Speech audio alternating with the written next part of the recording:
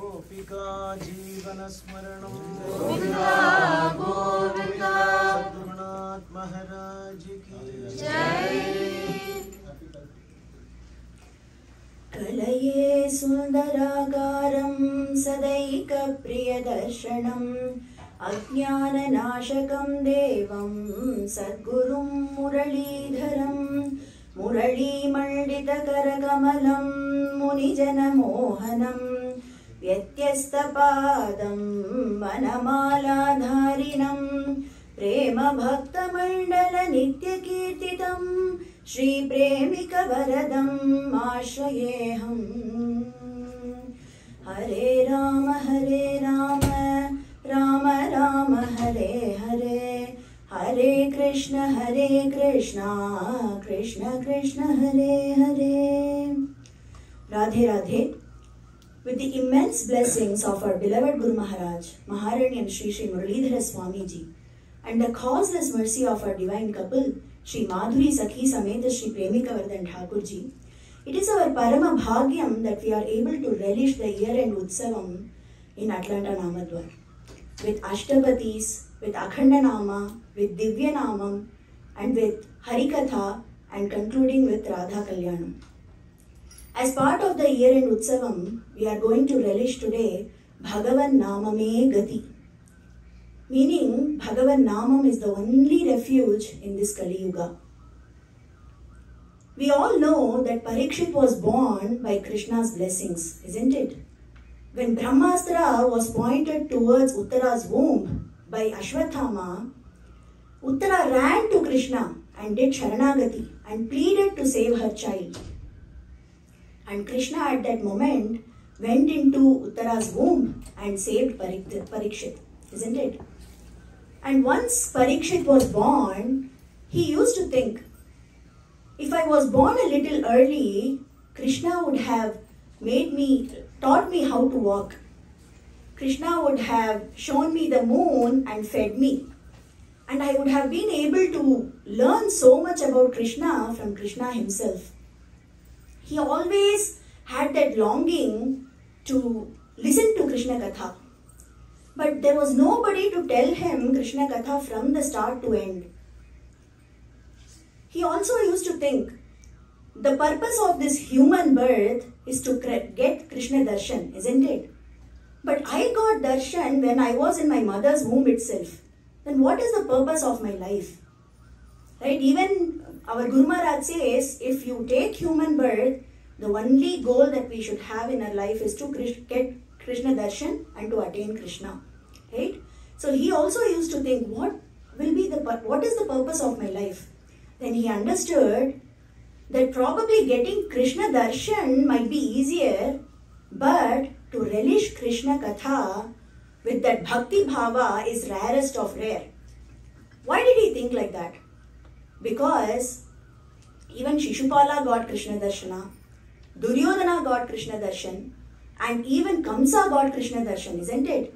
But were they able to relish Krishna with bhakti bhava? No, because they did not have satsanga. And also, when Kali was born, and Parikshit and Kali had a fight, and Parikshit was about to kill Kali, isn't it? But then Kali did Sharanagati to Parikshit, and he pleaded that he should get at least some place to live in this Kali Yuga, because the Yuga itself is Kali Yuga and he cannot be gone from there, right? So Parikshit gave him 5 places. If we think deeply about it, all the 5 places are the same, which is our mind, right? Whatever will lead us to bad habits is Kali for us. Meaning gambling, illegal affair, or bar, all that is Kali for us. And where there is lot of money which is not spent in dharma karya, that is also Kali for us. Our Guru Maharaj says, in Kali Yuga, Kali is sitting where? In all our mind. And when he says that, he also said, not just in our mind, he is also sitting in our pockets. What does he mean by that? He says, it's the cell phone, right? We have both good and bad things in just by the touch of a button, right? We need to choose what we choose. For example, our cell phone has YouTube, Facebook and everything. It is up to us to choose whether we keep scrolling and waste our time, or we have our Guru Maharaj's Pravachan, we have the Bhagavata Parayanam, we have anything that you name it in our Namadwari Satsang, isn't it? Is it up to us to choose what we pick from that? That is why Vyasa Bhagavan says, Kali Kalmasha Chittanam. That means it is filled with all the doshas, like our cell phone, right? It has everything that you can name that can lead you to bad habit. But in the same Kali Yuga, it is sadhu. Why? Because only in this Kali Yuga, it is so easy to attain Bhagavan. All the other yugas, you have to do rigorous penance to attain Bhagavan, or follow really lot of rules and regulations to attain Bhagavan. But only in this Kali, by chanting this Mahamantra, Hare Rama, Rama Rama, Hare Hare, Hare Krishna, Krishna Krishna, Hare Hare, you can attain Bhagavan, right? Then how fortunate all we are. We are born in this Kali, isn't it? Every one of us should be feeling proud and fortunate to be born in this Kali, because this is the only yuga where you can attain Bhagavan very, very, very easily. Right? And whenever we think of ourselves, what will a satsangi think of a kashtam? If we all think about ourselves, how did we come to this satsanga? There might have been a situation, or there might have been a kashtam, and we might have heard about a Mahatma who is there, and we might have thought, okay, by going to this Mahatma, my situation will change. By going to this Mahatma, my kashtam will be gone. Some kamyartham, right? That is what would have brought all of us to this satsanga. And once we enter the satsanga, we start realizing the real goal of our life. Right? If that is the case, what will we do? Will we curse our kashtam, saying that, oh, I got this kashtam, or will we glorify the kashtam, saying that if that kashtam was not bestowed upon me, I would have not even entered the satsang, right? So that is how a satsangi will think of kashtam. In Bhagavatam, two opposite words are always come together. Anugrahartam Shapam. What does it mean? How can Anugraham be Shapam? Right? Anugraham means compassion, grace, and Shapa means curse. Both cannot go together, right? They both are opposite. But in Bhagavatam, they always go together. Anugrahartam Shapam. If we take the example of Nalakuvara and Manigriva, what happens is, Nalakuvara and Manigriva are sons of Kubera. And they are in an intoxicated form when Narada Muni enters there and he passes by there. He is so pained to see those two, to not realize their real worth and wasting their time like that, right? That is why out of compassion, he gave the Shapa. When he gave the Shapa, we can just call it Shapa if he said you both go as trees, right? He did not do that. He said you both will be born as trees where? In Krishna's backyard. That is the Anugraham, right? So that is how we have to think about whenever we, after entering satsanga, if we are facing any kind of adversity that is required for us to reach further closer to Bhagavan. That is exactly how Parikshit thought. What happened when Parikshit he gave those places, right, to live for Kali. Once when he was going for hunting, he was terribly thirsty and hungry, and that made him do a very silly act to put a dead snake around the neck of Shamika Maharishi, right? And then he got the Shapa. We all know that story from his son Shringi, and after 7 days he was about to bit by the snake Takshaka. That was the curse, right? We all know that. At that time, Parikshit glorifies the hunger and the thirst that he got. Because from the beginning, as we said, from the beginning, he had the tapam of listening to Harikatha, listening to Krishna Katha, and he was longing for that for so long. Since he was ruling the whole Bharata Varsha at that time, he did not get time. Right? That's what we also do. Whenever we want to do something good or listen to a pravachan, we are so busy that we are unable to do so, right? So at this point, Parikshit thinks, oh, that hunger and thirst is really a blessing for me. Because that's what led me to do that act and got cursed and got this shapa, so that I'm now able to, I know that now I have just 7 days and I can fully contribute that to listening to Harikatha, listening to Krishna Katha, so that it can elevate me. Right? That's what he thinks. And then that moment he renounces the whole Rajyam. He gives the Rajyam to his son, and then he goes in search of someone who can tell him Krishna Katha to the river Ganga, banks of river Ganga. And then on the other hand, Shuka Muni is really longing for someone who could sit and listen to Krishna Katha like Parikshit, not thinking about anything else in the world, but just listen to the Harikatha, listen to Krishna Katha like Parikshit. So he is also coming in search of him. So both of them meet and we are blessed with Bhagavatam. Right?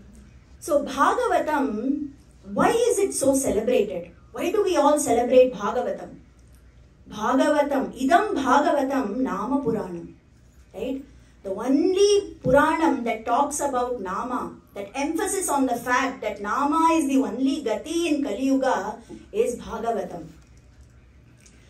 Right? And whenever we say that Nama Marga or Nama Sankirtanam is the only greatest path in Kali, that itself implies that there are so many other ways to attain Bhagavan, isn't it?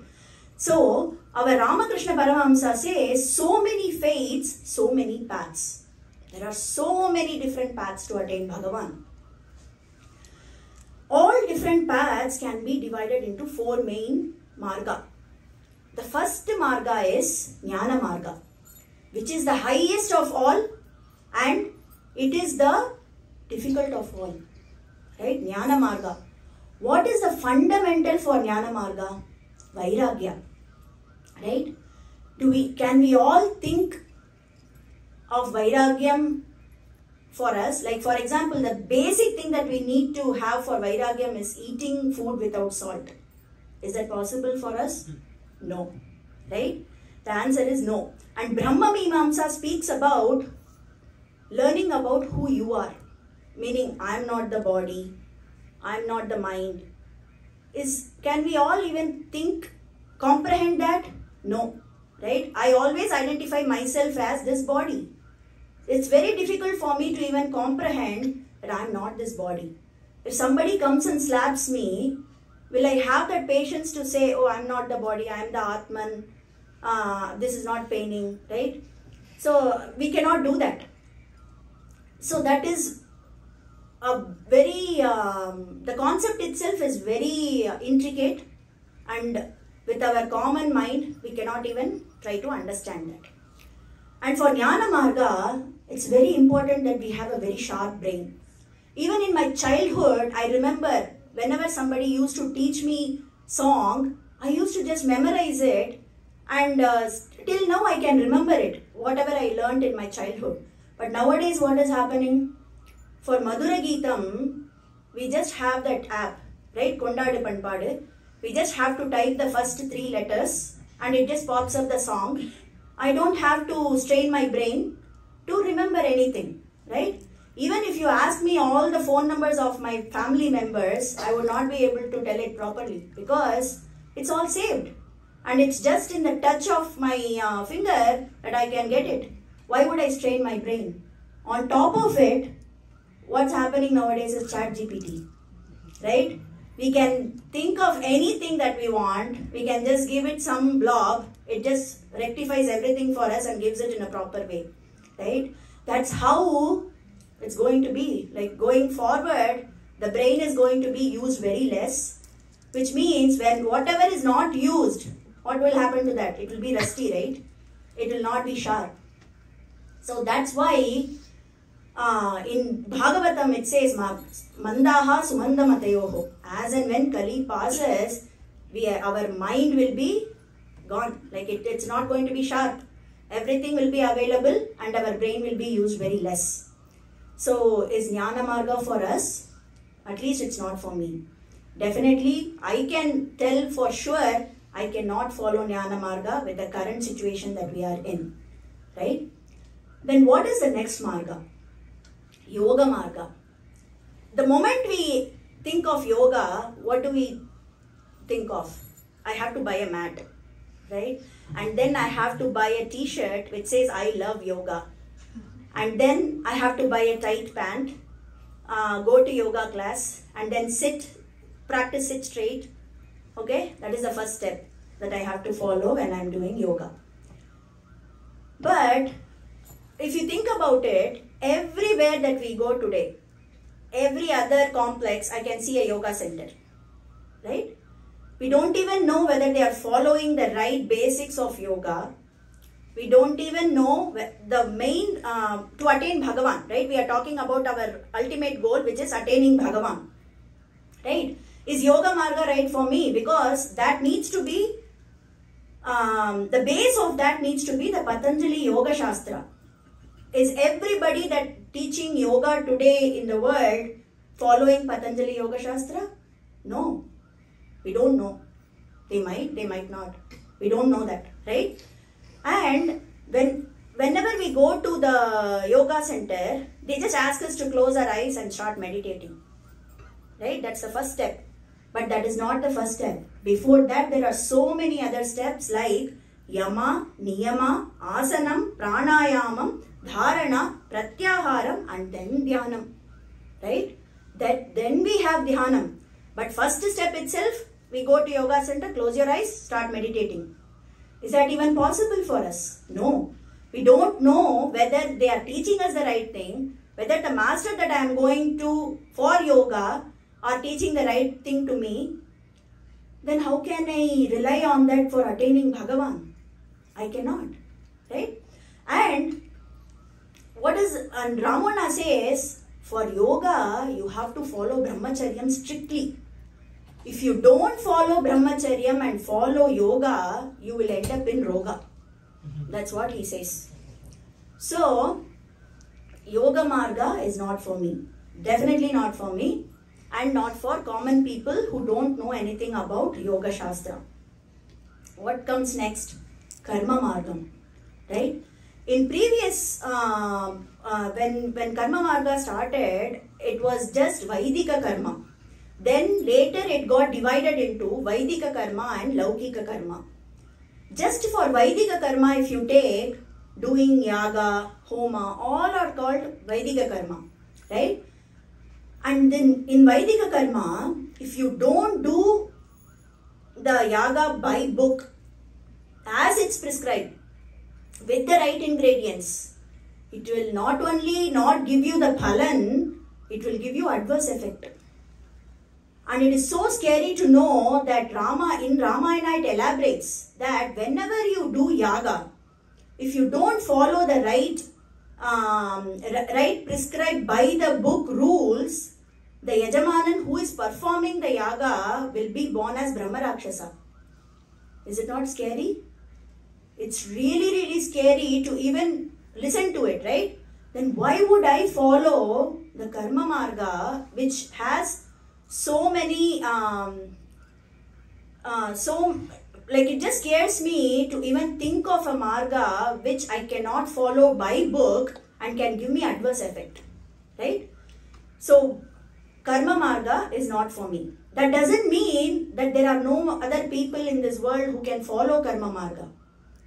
There are Mahatmas who can follow Karma Marga still, but I can only do Namaskaram to those people, right? I can never follow it myself. And then comes the Bhakti Marga. Now we all can have a sigh of relief thinking that there is a Margam for me. I can do Bhakti and I can attain Bhagavan, right?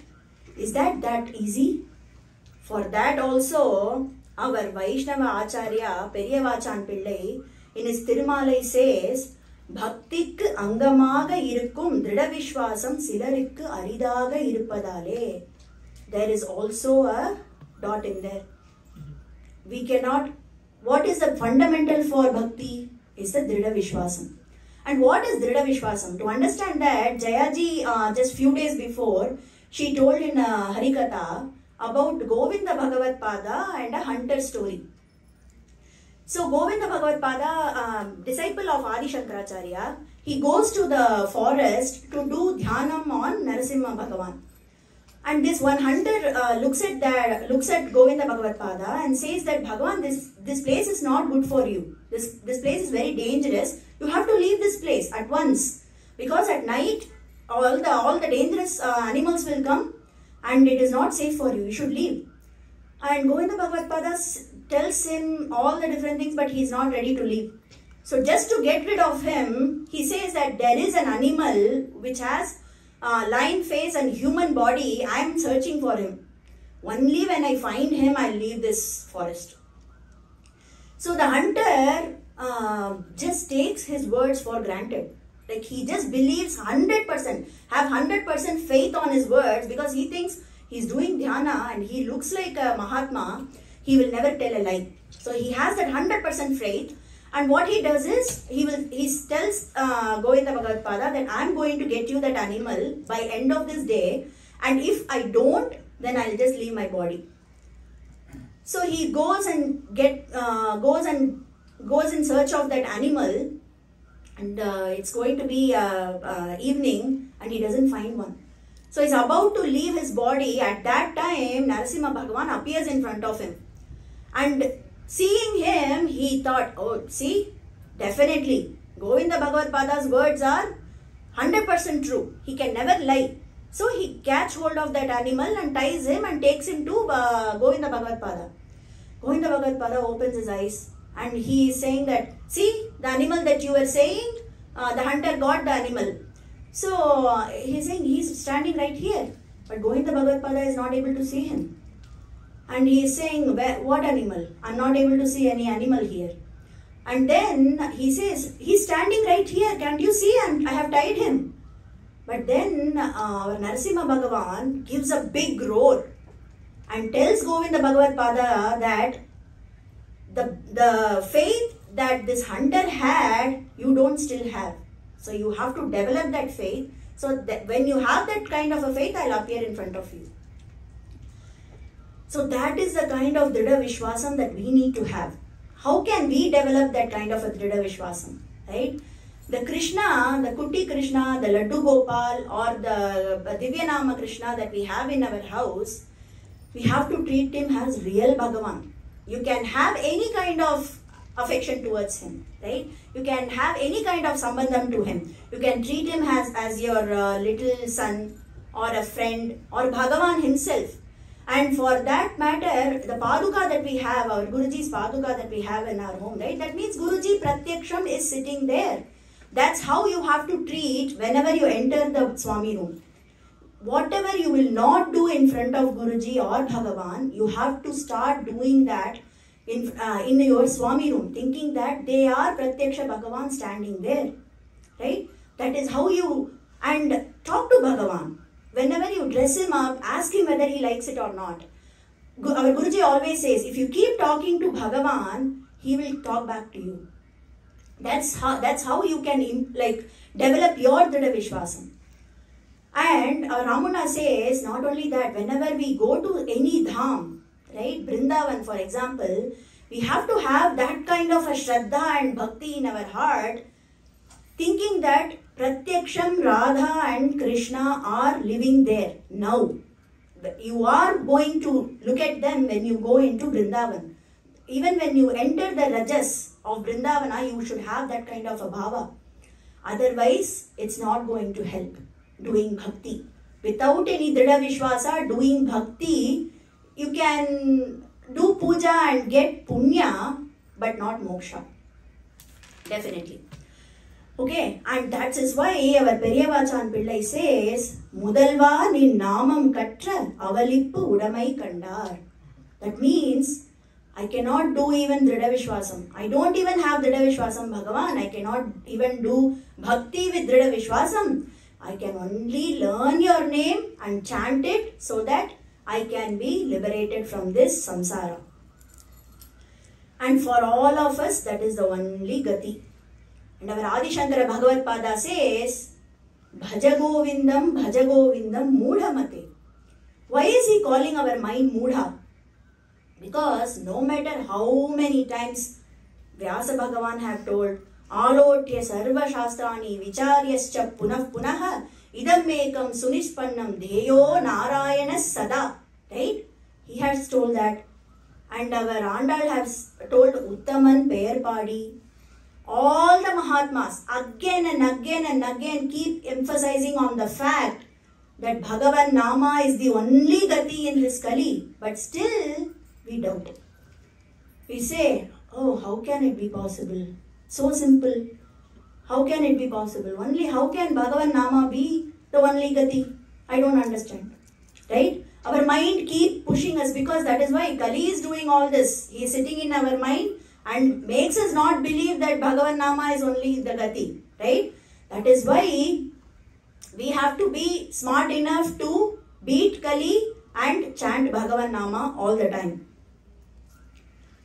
In Sahasranama, there is one verse that all the Mahatmas again and again take and do bhashyam on.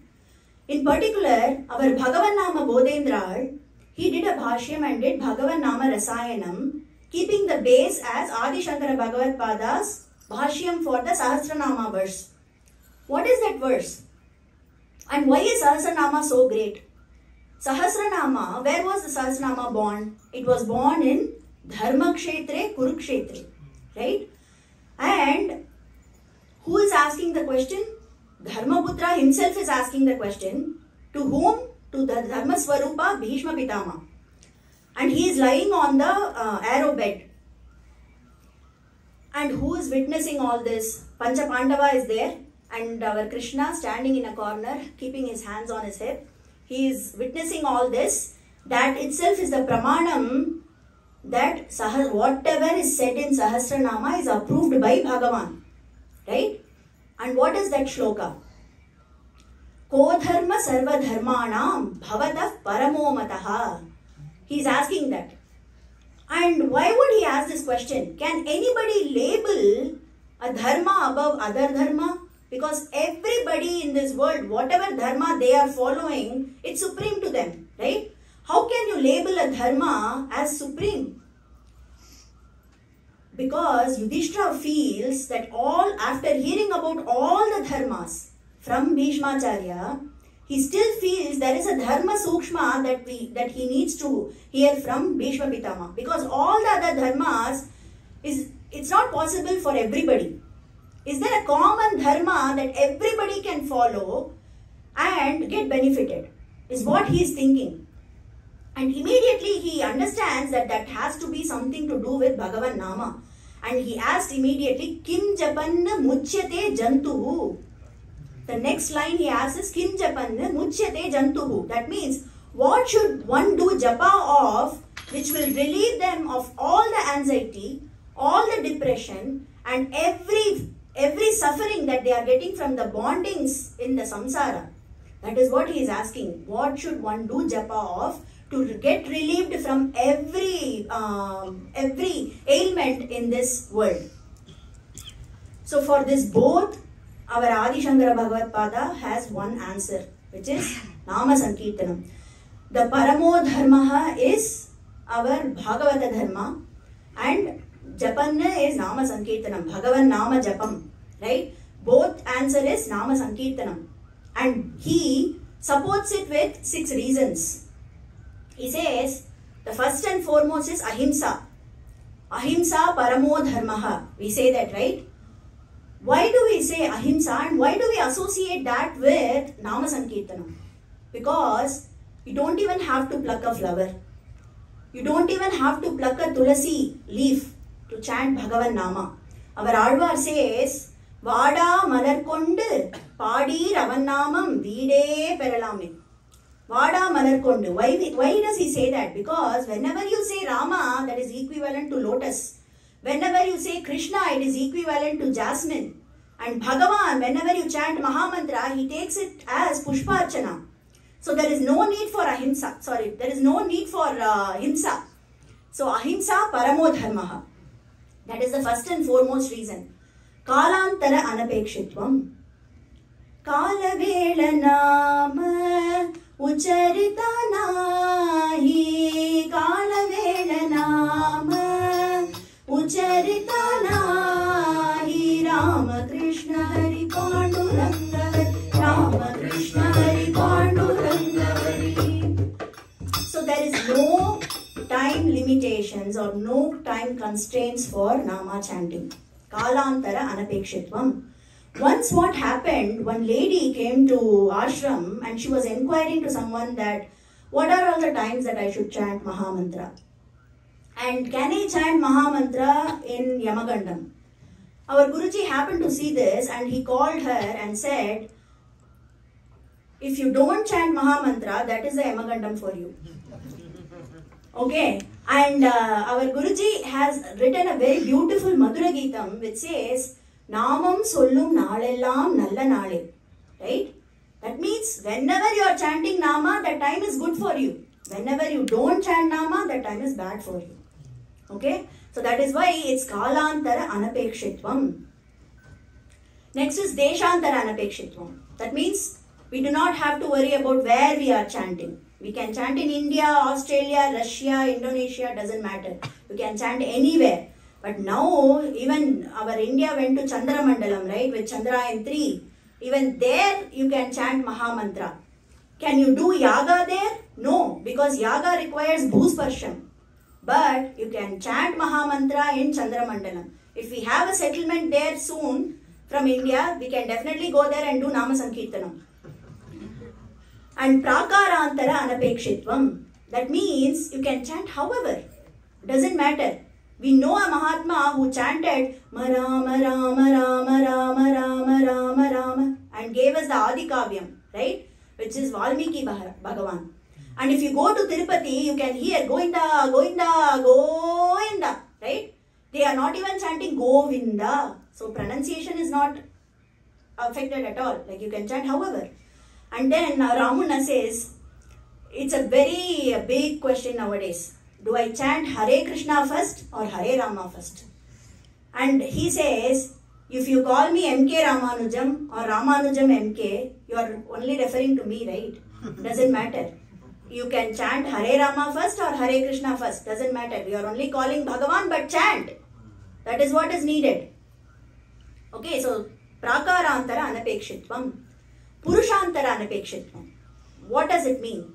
Means you don't have to depend on anybody.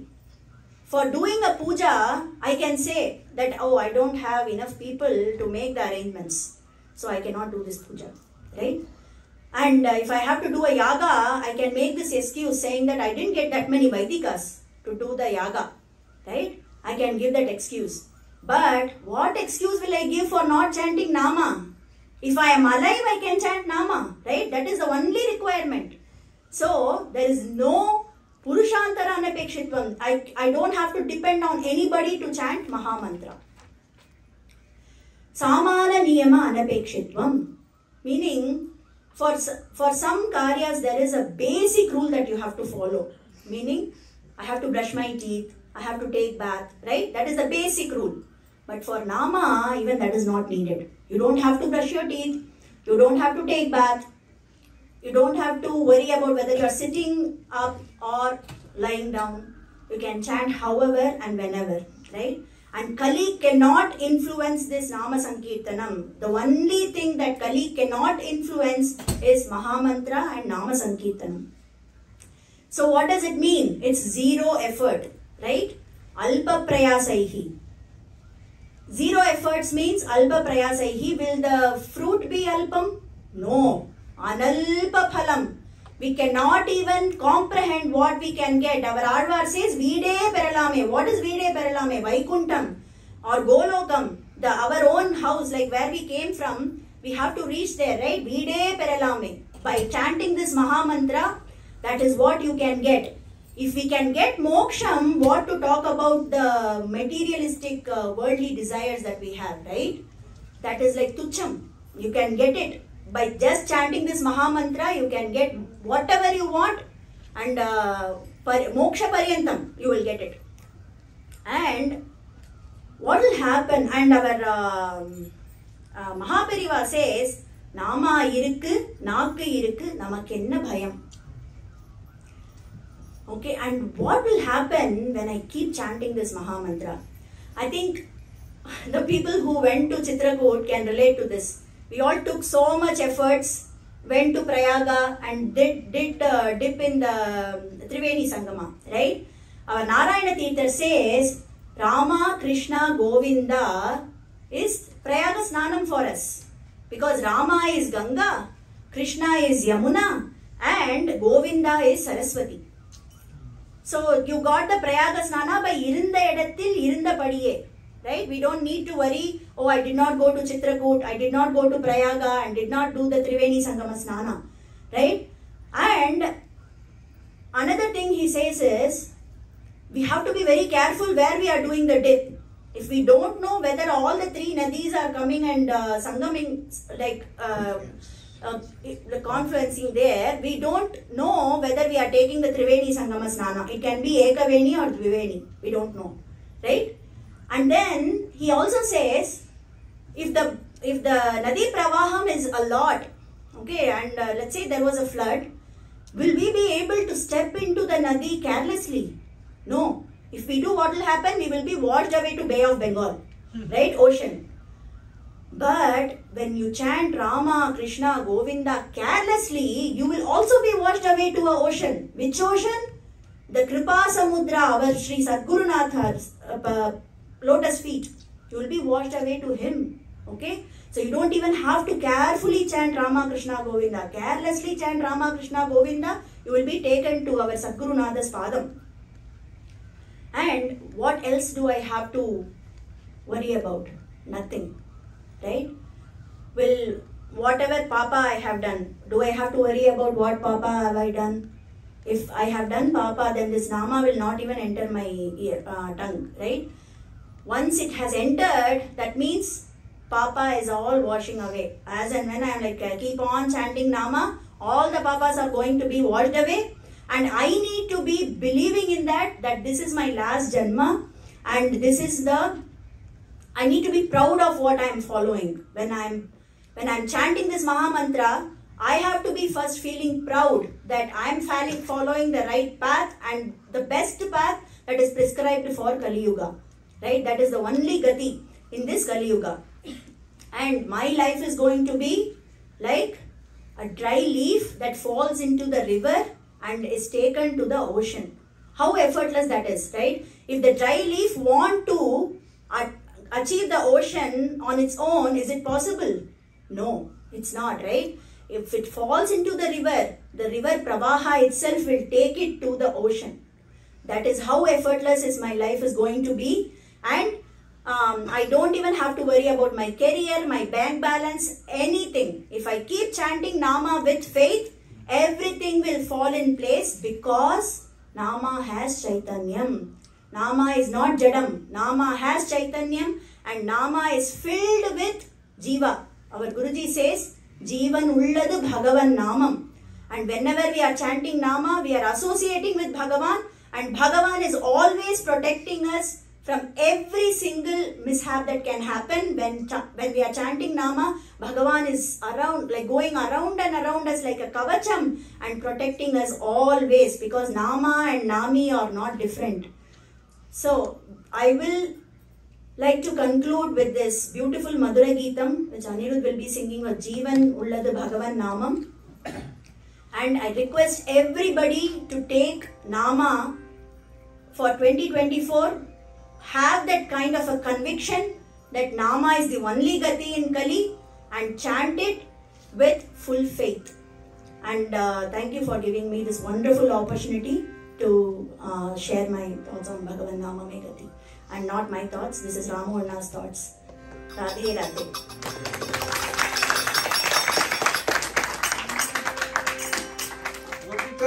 जीवन स्मरणं गोविंदा गोविंदा सद्गुरुनाथ महाराज की जीवनुल्लது भगवन् नामम् जीवनुल्लது भगवन् नामम् जीवनुल्लது भगवन् नामम्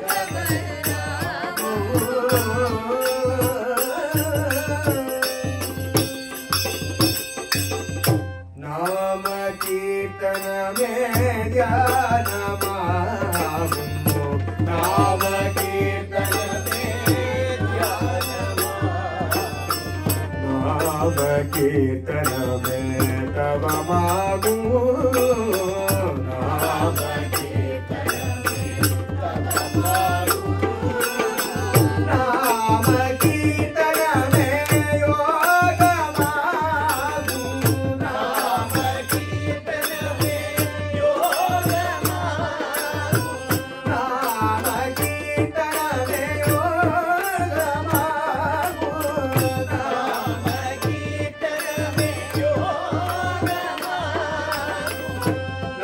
कीर्तन में null समाधियागू नाम कीर्तन में नल्ल समाधियागू नाम कीर्तन में नल्ल समाधियागू नाम कीर्तन में नल्ल समाधियागू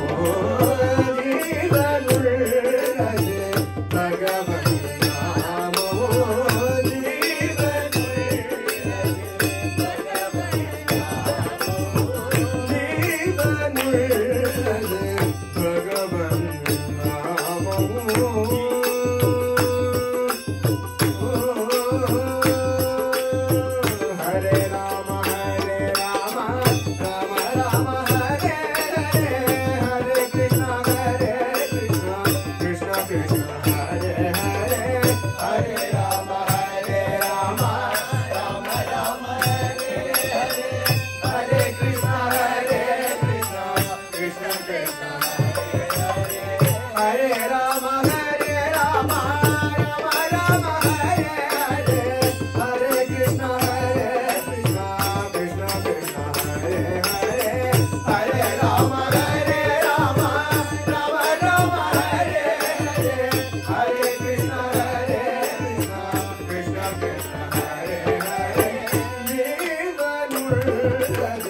भगवन्